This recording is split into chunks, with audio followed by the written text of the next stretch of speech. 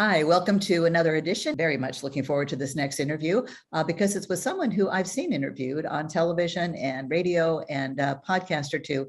And I said, I've got to get that woman on Green TV. Jamie Beck Alexander. She is the director of Project Drawdown Labs. Now, some of you, not all of you, have heard of Project Drawdown. They're an organization, at least they were based in Marin County, where I am from. Paul Hawken was running it for many years, and it's grown so much. Jonathan Foley, I see as part of it. So excited to see that you're part of it. And whenever I talk about solutions, yes, mostly, sort of green leaning friends mention Project Drawdown. You guys really came up with a template for what must happen, what we can do. And I can't remember how many categories there were, but now you have Project Drawdown Labs, which I imagine is that conduit, that piece to take it from just, the book and all the research that's done to the public. And that's, of course, what Green TV aims to be. I think you're the world's leading resource for climate solutions. We like to think, or we're planning to be the world's leading media resource for climate solutions. And thank you for all your great work there. Oh, thank you so much for having me, Betsy. Great to be here. So we have heard that it's code red for humanity. We have seen, one after another of extreme weather events, fires, floods, tornadoes, derechos, fire nados, new words invented. And each time, whole neighborhoods, if not towns, are devastated. There really is an education need. And I think that's part of what you're trying to do, is reach people who are working in some big company like Amazon or Cisco, and teach people who work there, because they seem to be the drivers, how they can make change in their organization. And is that your focus, in fact? And tell us when Drawdown Labs actually launched. Yeah, thank you so much. We're broader Project Drawdown really exists in order to, exactly as you just said, Betsy, to research and then model out and then kind of communicate and lift up for the world what those solutions to climate change are, because we know what's causing climate change. We know what's causing this planetary instability. And, based on our research, we know how to address it. We have those solutions at our fingertips. But we had not, since we launched Project Drawdown in 2017, we were hoping to see more uptake of those solutions, more policy put in place to enable the scaling of those solutions, more investment in them, more behavior change to bring those solutions about into the world. And we just weren't seeing it. And so we launched Drawdown Labs 2 years ago now, really with the goal of identifying, okay, we have all these solutions, but what are the big leverage points we have to scale them? So we have the what, but now we need to figure out the how. Why. You have the why. And the why, right. And the why it matters, right. And who are these people that are bringing them into the world? So Drawdown Labs is really our effort to work with some of those, not all, but some of those leverage points. So we work with large corporations and smaller kind of climate focused startups.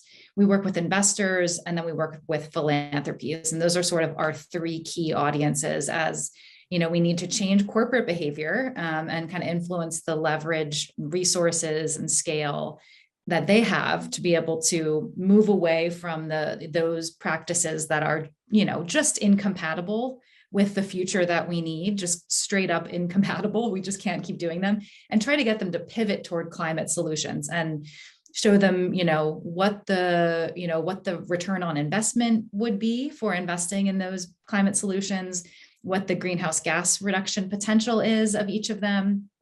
And then with investors and philanthropies, we really look at helping them rapidly, put their capital toward the most impactful climate solutions, like what we need to do right now. Because we need a lot of capital to be able to accelerate the deployment of solar panels and to change the infrastructure of our cities. So we have more walkable cities and building retrofits, and all the things we need to do requires money. Yesterday, things we needed to do, last year, the year before, right.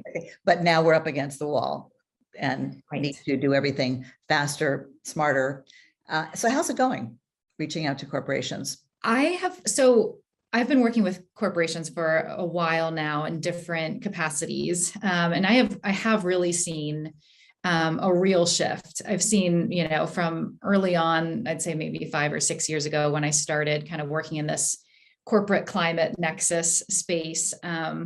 It was, it was a little bit of like, you had to sort of gently broach the topic and make the business case and make sure it was, in the corporation's language and messaging. And now I will say that has changed. I think, as you said, the places where we're seeing, in the Bay Area, all of those corporations in Silicon Valley are now seeing the wildfires on their doorstep, and they're seeing the effects of that on their employee retention. Employees were out sick. The employees couldn't come to work when the air quality was, hazardous because of wildfires. So I think we're seeing employees start to, organize internally and start to say, our company isn't moving quickly enough. And so how can we come together and support the company in moving faster, use our own skills and job functions to help the company move faster, and try to hold them accountable, to these climate goals that they're setting. So I really do think there's been a big shift. Investors have helped shift that conversation. You're seeing more investor engagement on climate, more investors kind of saying, they want to see the companies that they're in their portfolios. They want to see them, getting to, aligning with the Paris Agreement or better. And so I think we're seeing sort of in local communities also. So we have many stakeholders, I think, now kind of pressuring companies to move faster. So that's employees, investors, local communities, and business executives themselves, I think, are starting to get it as well. But it's hard. It's hard when they have they have to show a return on investment, quarterly returns. It's a hard thing to square.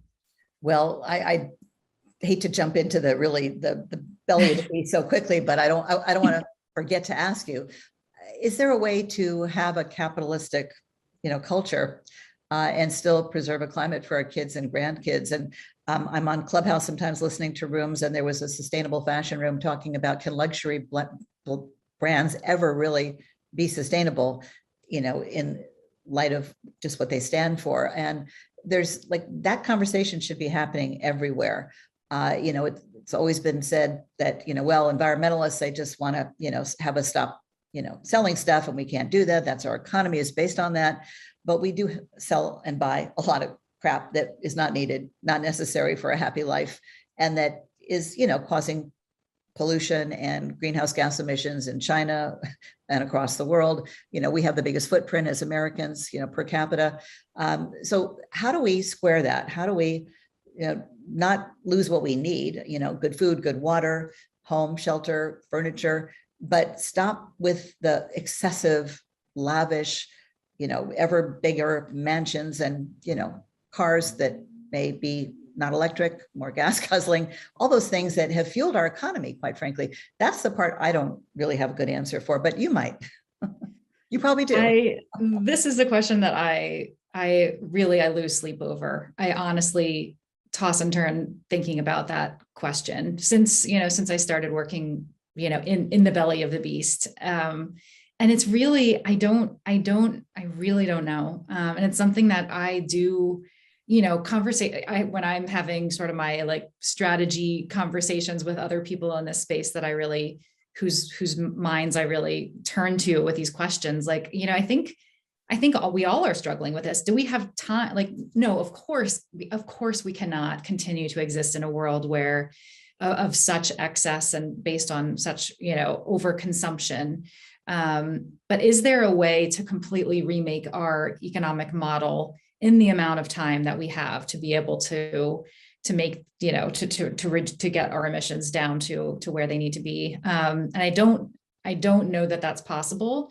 I don't know that it's possible to completely remake, our economic model. I do, however, think that there are, I think that the most exciting and I think the most impactful thing that will change capitalism and corporations quickly enough are the people inside those companies who are anxious, worried, stressed, being impacted, like at their wits' end, feeling like my company is part of the problem. I think if capitalism is going to survive, it's going to be because employees inside their companies have said that enough is enough, like, and holding their companies accountable. And I think that will hopefully lead to a more systemic change, like, kind of a move away from these companies, reporting on their quarterly returns and having, and not being able to think about the longer term. And I also, I think we do have, there's this like tension in the climate community around individual action and systemic change. And I feel like now there's this it's almost like taboo to talk about individual action. It's as though it's like, how dare you say that I should change anything about my life? And I'm like, hello, we are the most privileged people in the world. How are we not looking at our own lives right now? It's not either or, individuals Right. or corporations. It's both. It's everything. Everybody. Exactly. We are part of this system. I can't tell you how many conversations at like an executive level within, these inside corporations where they say, the demand is as high as ever for these products. Like, are we just supposed to, and so I think there should be a demand side, I think we should be aggregating our collective enough, we're not going to purchase this anymore. We're going to stop. And there should be a recognition within companies. I love your example of in the fashion industry. I think there should be a reckoning inside these companies with the stuff that we're producing, is it even compatible anymore? Like, we don't have the carbon budget for this. So we just need to stop or shift full stop toward just building things that are part of the climate solution. I think that's an alternative that we could explore, and we haven't really. I bet it drives you crazy like it does me when the price of gas goes down, the sale of SUVs goes up. Some mothers in Marin County in 2002, we started Don't Be Fueled, a grassroots campaign, Mothers for Clean and Safe Vehicles. We just got into Iraq for oil, even though that wasn't in the headlines. And these giant, SUVs driving around Mill Valley, Tiburon, that neighborhood, but everywhere across America, especially affluent areas, these, wasteful vehicles to carry their, 50-pound child around. And, we were trying to educate mothers that this is not the safest way to proceed. And still, so it blows my mind when in 2022, 20 years after we started that campaign, we were obviously way ahead of our time. It's still, when the price of gas goes down, big automobiles are selling well. Isn't part of the missing piece that connection, educating the public, the media piece? And I have to say, in all the wonderful things that were listed in the original most impactful areas showing where climate change is what's causing it, food waste and educating women in impoverished countries, all those great things. I asked Paul Hawken at a conference, but you're missing one thing, and that's the media, mainstream media. If they covered climate and all our other eco challenges like they did COVID, we would have many more people alarmed. Green TV is part of the solution, we hope. That's why it's so important, right? Because too much of the population either is not being educated, doesn't want to be. Sure, there's always going to be those who don't want to know and cover their eyes and ears. Don't waste time on them. I completely agree. And that is what why what you're doing is so important. We absolutely, that's one of the reasons that Project Drawdown, it's a great point that we should talk about that more as a solution. But I think one of the reasons we do exist as an organization is to say, there is not enough focus on amplifying all the things that we can do. But you're absolutely right that the other side of the coin is we need people to be aware that this is happening, be aware of the stakes, and that this is all the marbles that we're talking about. This isn't just like 1 degree temperature change and warmer winters. Like, this is a really becoming an existential, issue, and making that real for different people, making it real for farmers and fishermen, and here in Duluth for like hunters who are much more in tune with the way the forests are changing. Like connecting with people and the things that they love, I think is really a missed opportunity. And I hope that I think that's starting to change. And I think the other thing, in addition to the media is demonstrating, those of us who are fully, sort of on the most activated and engaged side, Those of us who know too much and don't sleep enough. Yeah.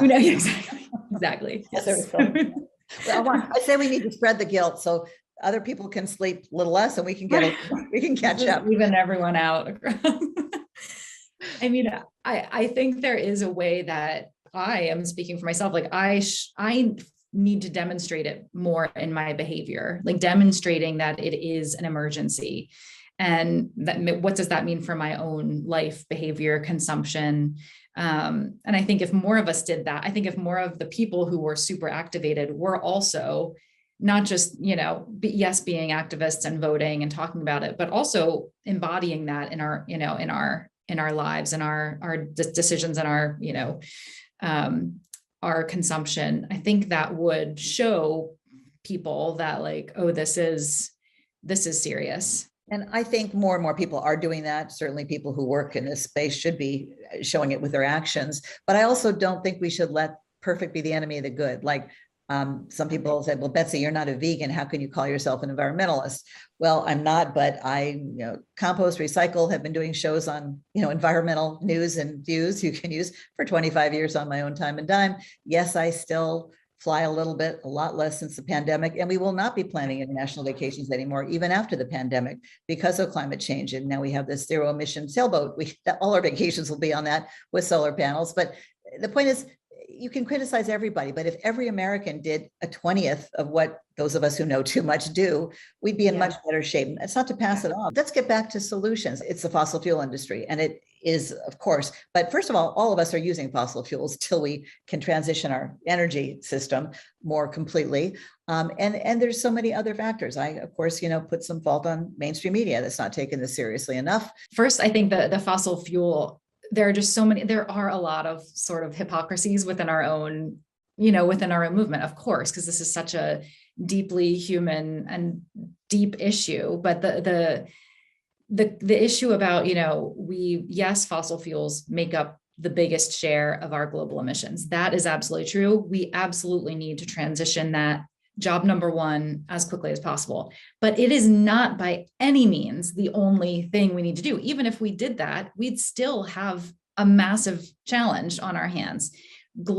Our global, food and agriculture and land use sector. So the way we grow food, ship food, eat food, food waste, that is equivalent with electricity as the biggest, as the equivalent tied as the biggest emitting sector. So we have a massive opportunity to shift to regenerative agriculture, different types of grazing for cows, addressing our food waste. A third of the world's food is never eaten. We have, there's so many other things we can do. So just to say, yes, we should all do all we can to pressure the fossil fuel industry to cut off our any ways that we're inadvertently investing in fossil fuels through our 401ks or our own investments, getting, transitioning to renewable energy if we can, activism, pressuring, yes, we should absolutely do all those things.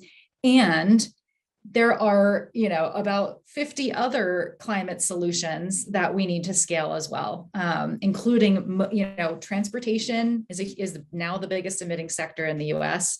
There's the way we're heating and cooling our buildings, and there are a lot of other things. And the fact that the food and agriculture sector is roughly equivalent with electricity with our energy production, a fossil fuel sector, roughly equivalent in terms of the amount of fossil fuels that they're putting into the atmosphere every year. That should tell us that there's more work to do. And that's not to say take pressure off of fossil fuels, but it's to say there are more things that we can do here. And that's exciting. There are opportunities for farmers to get involved, opportunities for grocery stores to get involved, people at home addressing their food waste, new food waste startups. There are, indigenous rights, because that helps protect our forests from deforestation. It just brings in so many more people when you think of it as a bigger issue that more of us can engage in. I'm going to give you a little real world example, not to keep you up any more than you already are, but we don't stay in hotels very often, but we did in Florida a couple of days before and after the sailboat business started. And it drives me nuts when I go into a hotel room and all the lights, we're checking in, all the lights are off and on, and they have the air conditioning blasting. Even in January when it's 60, it's cool. It was cool in Miami. They had the air conditioning set at 65. So that's all the rooms. They didn't know if we're going to check in at 1 p.m. or 10 p.m., and I've seen that more and more. And I just want to cry because it's like, really, don't they know there's a climate crisis, or they'll have a, fire burning in the lobby in the middle of July, a gas fireplace for ambiance. And it's just still happening. I didn't see any sign of recycling except at the Miami airport in several weeks of traveling around the Miami, Fort Lauderdale area. That's just a little snippet, but it just, my gosh, really? 26 years after I started Trash Talk, there's no recycling in Florida. Now I'm told that there is residential pickup in some areas. I don't know if that's widespread, but there's no sign publicly that I could see. So that's just a reminder that there is so much work to do. And yet what you said is absolutely true. There are so many solutions. And I say, just start to do some of these things once you know what you know, and be part of the solution. And you feel so much better immediately and then it grows from there. And doesn't feel like sacrifice. It feels like a fun game to me to conserve. Look where we can conserve. So I say, put on the green glasses. And that's what I want to get out there, that people giving up, just how can you, was there a memo that said we're giving up on our kids and grandkids' future? I missed that one. Failure is not an option, right? Yeah. That's so deep. And the best, that just makes me feel like, God, we're not even trying, there's so many. I don't mean to be buzzkill. It's just a little reality check, the world, get out of the bubble. That's the easy stuff in the wealthiest places in the world. We're not even trying, which it makes it like, what if we did, try?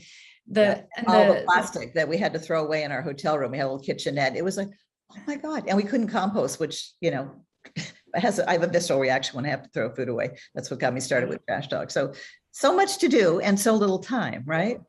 Exactly. One of the best ways I've heard kind of articulated for the different ways we can engage is, thinking about like the ripples in a pool of water. So there's your individual action. And I think it was Dr. Leah Stokes from UC Berkeley who articulated this. But so there's individual action that you can take. And then there's, what can you do in your community? Can you help your apartment building get solar panels? Can you have a little bit of a broader impact beyond your own purse? Can you get composting bins for your whole apartment building? Then there's, I would add, then there's workplace. How can you engage in your workplace and help your bigger institution, your company, or your, wherever you work? Can you help them accelerate their climate ambition? And then, the broadest would be the kind of policy engagement. So how are you engaging in, activism, voting, getting involved in policy? And I think I kind of like that, because then you don't have to choose one. You can have, you can make a decision, and then, we have solar panels in our house, and whatever we don't use is like sent back to the grid, so then it's helping the rest of our, is helping green our electrical grid in some very small way. But there's, I think the individual is very much related to the broader system. And so I just like thinking of it in that way. We can take action in all of those areas. I like to say something when I see something. So I've got this little meme. If you see something, save something. So when I see that, I have to say something. Why are you putting the room on 65 when it's a cool January day? I don't know how many hours it's been blasting. We walk in and it's like walking into a deep freeze in a restaurant. And they usually thank me if I say it politely, which I almost always do. And they say, I don't know, we've just sort of always done it that way. That's the mentality that needs to change. Haven't you heard we have a climate crisis? But I can't get around the world fast enough with my big mouth. Everybody's got to be ambassadors. Absolutely. I love that. I think that's so, I feel like that question that you asked, who knows what outcomes will come from that? Yeah. Like that person may have gone back to their team meeting, or, their meeting at that hotel and said, someone raised a guest raised a really important question to me today, and I want to bring this back to leadership. And maybe that changed things massively, maybe at that one hotel, or maybe their whole chain of hotels. So I love that. I think that's such a powerful, such a powerful, voice that we have. Sometimes I think about, that the concept of it's the overview effect, which is, when astronauts go to outer space and they have this moment of looking back on Earth and seeing Earth from William afar. Shatner. Yes, yes. And yeah, and yes, exactly. And how it just, and Carl Sagan, I remember like in his Cosmos series, like talked about this, like it's the moment when your whole perspective changes. You go from thinking of every little thing as just, you just have a total mindset shift. Yeah. And I sort of feel like that's what we all need. Like, we're not talking about, we're talking about like massive change on a massive scale. And sometimes I think we need something like that overview effect to sort of jolt us awake and say, what if we completely and sometimes I wish that some of the companies I work with could go through this exercise. Like, what if you thought about not just reducing your emissions gradually over time, but what if you thought about, like, if you really deeply understood the consequences that we're talking about here, like, you would make, massive changes to, you may say, we just can't do this anymore. We just have to, like, full stop, just shut down or transition into making, solar panels, or there's no telling the massive changes that I think would happen if people really understood what, the scale and scope of what we're talking about. All companies were like Patagonia, they give their employees 3 weeks off to go do environmental projects, and they, don't want you to buy their products. They want you to keep the same one over and over again. And they've been using recycled plastic from bottles, in their, sweatshirts, whatever, for decades, since I've been aware of it. But they're always the exception to the rule. Many more need to be like that. And as far as going into space, like when William Shatner became our oldest, newest climate activist, I just said, well, gee, maybe these billionaires should send everybody up to space, to see this. But obviously that's neither environmentally friendly nor possible. But, and that's how I feel it's going to happen. Like, so many people who are not doing their part, people in powerful positions, head of corporations, government, politicians, they're going to see it someday. But by the time they do, and we're almost there, it's too late. Like, where were you? And that's why I feel like we need to make the media piece, the education piece, so loud you can't ignore it. And we're really hoping Green TV can be that home for people who are curious, are concerned. Why is the weather changing? And without any political concerns, just come and get the facts straight, because we interview the solutionaries. We're focused on solutions,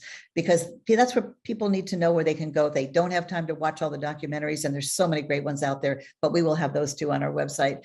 And the books and all that. Just turn this on while you're cooking dinner. You don't even have to watch us. And I really curate, because I've been doing this so long, the best and the brightest, not only the most important issues as I see it, or we see it, but people like you who are the most articulate, compassionate, reasonable, but yet you don't skirt around the urgency. And I just love what you're doing for Project Drawdown. And perhaps we can do something together to get the pieces all to fit, so we can get people to wake up and smell the carbon.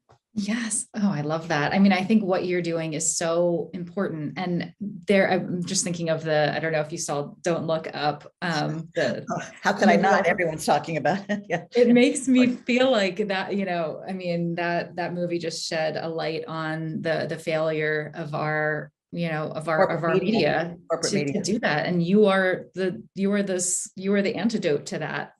Well, I was a victim of that, because when I went to all these news executives, program executives, they said, oh, we don't think so, and they never had a good reason. And then they would stop responding to my emails, because there is no good reason. If a humanitarian crisis, existential crisis of our lifetimes, code red for humanity, and there's not one program anywhere except maybe on Earth Day on what we're going to do to get out of this planetary pickle.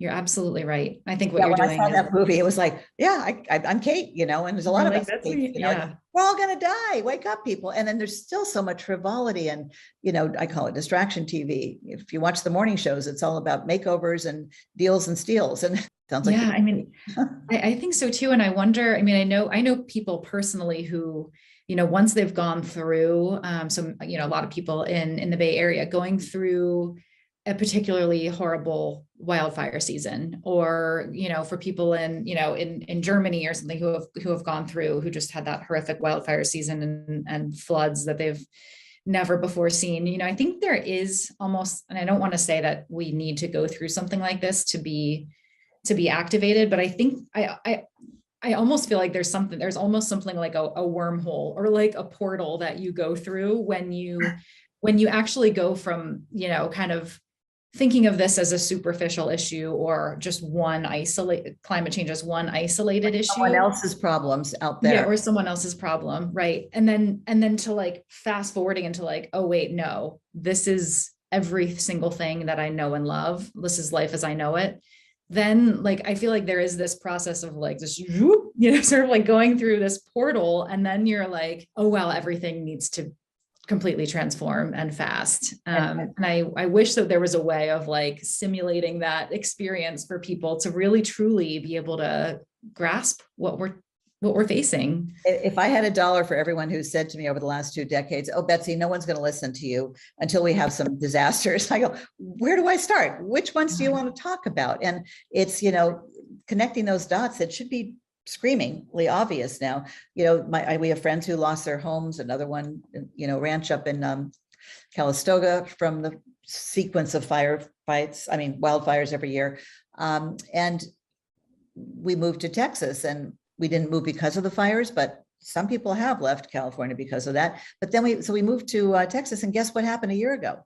We had, last February, Snowmageddon, record freeze and hundreds of people dying. And like, there's no escape. It's coming for all of us. It's just a matter of what form is it going to be in. And it is somewhat random in terms of where and how it hits, but it's not at all random in terms of the cause. Right. So well said. I mean, and we did leave California because of the wildfires, and we came to Minnesota, and last summer we had the worst. There were wildfires in Superior National Park that nobody in Minnesota had ever seen before. The air quality was as bad as it had been during the 2018 Camp Fire in the Bay Area. So it's just, it was almost like, it felt like it was the universe's way of saying like, we don't stop this. You don't run away from this until you address the source. Last month, fires in Colorado, horrific fires. Yeah. And because it's, the land is drier and because the winds are stronger. I grew up in the Bay Area. We never had 80-mile-an-hour winds. And that's part of what fueled these flames from down power lines. And that's what people don't understand. And I think people lose their lives because they think fires move slowly. Not now, not anymore. And they need to take precautions if they knew, what was coming. We haven't talked about the political Build Back Better mansion. How could we not?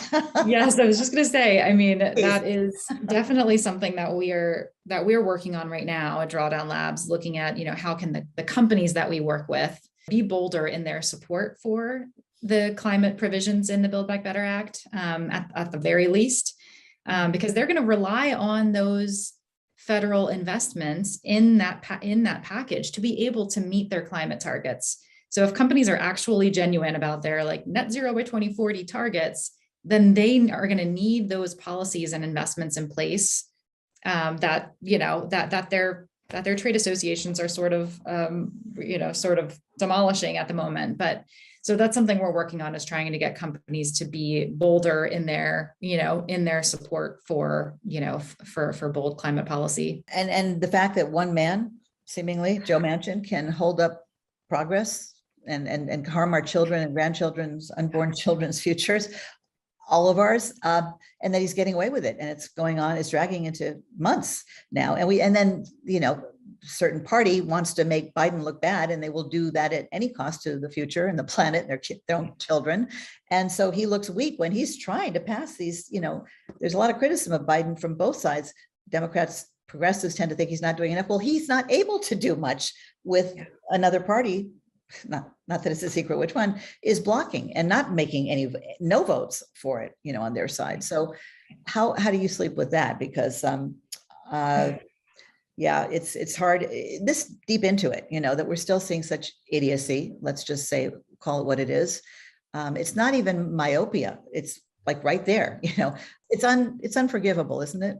It is. And it's, and the part that keeps me up at night is that, exactly as you just said, that, that kind of power rests with one individual or a handful of individuals is completely bonkers. Like it's Individuals who don't impossible. believe in science, who refuse to. Yes, I mean, imagine telling our kids that, or imagine telling our grandkids that someday, that it was this one person, or this one CEO, or this one fossil fuel executive that just didn't get it. And the power, I mean, to me, the power of kind of the multitudes of all of us coming together and and bringing this world about that we need is the antidote to that. But in these existing structures, it's just unforgivable that we have let that kind of power rest with a handful of people.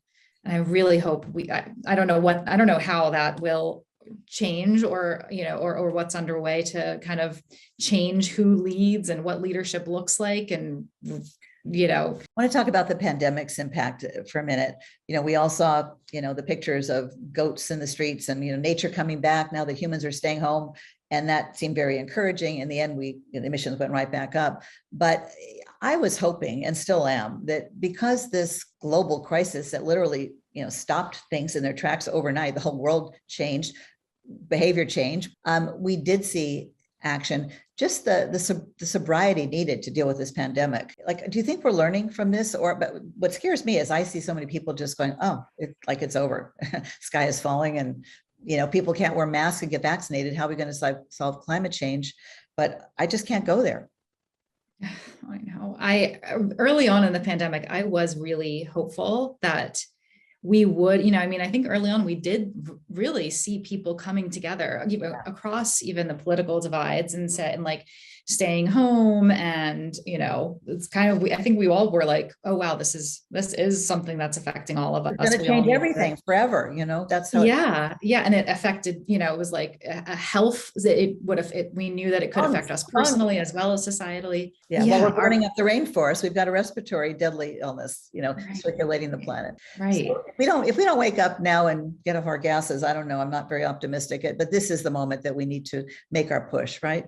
This is the moment, especially when, our supply chains are breaking down. Everything's breaking down. Everything's breaking down. Right. Like, to me, I sometimes think about, well, okay, our supply chains are breaking down. We don't need to get, something in 2 days from China that we click a button to get. Like, why don't, instead of saying, oh, how do we fix this to go back to the convenience that we had? Why don't we just say, let's adapt to the fact that we may not be able to have that kind of convenience and luxury anymore, and figure out how we can have more fulfilling lives and more, more community by having what we need around us. And, just looking, shopping locally, growing our own, I think there's a resilience and adaptation, and mitigation that we could all be doing right now, adjusting to what our new reality is. And while we